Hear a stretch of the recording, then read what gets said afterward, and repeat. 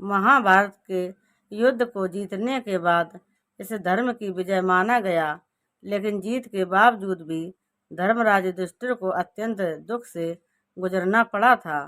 धर्मराज युधिष्ठिर ने अपनी ही मां कुंती और संसार की सभी नदियों को श्राप दे दिया था। आइए जानते हैं कि आखिर युधिष्ठिर ने ऐसा क्यों किया था। महाभारत की कथा तो आपने सुनी ही होगी। महाभारत के युद्ध में हर पहलू में कहानियां जुड़ी हुई हैं। महाभारत युद्ध के दौरान बहुत सी घटनाएं हुई जो आज तक लोगों के लिए शिक्षा का सबब बनती हैं।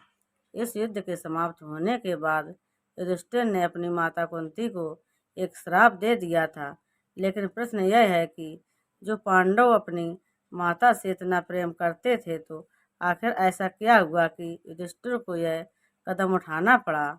महाभारत का युद्ध जीतने के बाद धर्मराज युधिष्ठिर युद्ध में मारे गए अपने परिजनों और रिश्तेदारों का तर्पण कर रहे थे, जिसके लिए वह लगभग 1 माह तक गंगा तट पर ही रुके थे।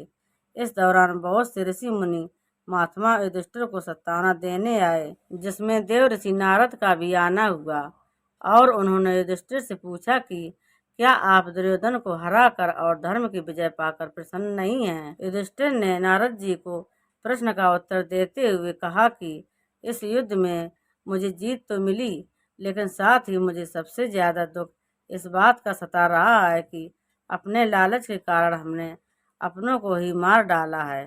अभिमन्यु की मृत्यु से जो दुख द्रौपदी को मिला, उसे देखकर मैं अपनी इस जीत को नहीं मानता। इतने सारे योद्धाओं को मारने के बाद जब मुझे यह पता चला कि कर्ण हमारे सबसे बड़े भाई थे, हम पांचों भाई इस बात से अनजान थे, लेकिन कर्ण इस बात को जानते थे कि वह हमारे बड़े भाई हैं और हमने अनजाने में अपने ही बड़े भाई की हत्या कर दी है। माता कुंती को दिया श्राप। युधिष्ठिर नारद जी के समक्ष विलाप कर रहे थे, तभी वहां उनकी माता कुंती आ गईं और सत्तावना देने लगीं। माँ कुंती की बातें सुन युधिष्ठिर क्रोध में आ गए और अपनी माँ से कहा कि आपने हमसे इतनी बड़ी बात छिपाकर हमें अपने बड़े भाई का हत्यारा बना दिया है।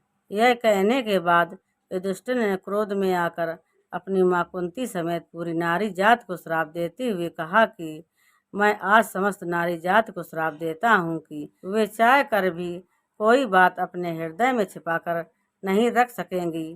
तो दोस्तों, अगर आप हमारे चैनल पर नए हों तो प्लीज़ हमारे वीडियो को लाइक करें और चैनल को सब्सक्राइब करें। धन्यवाद।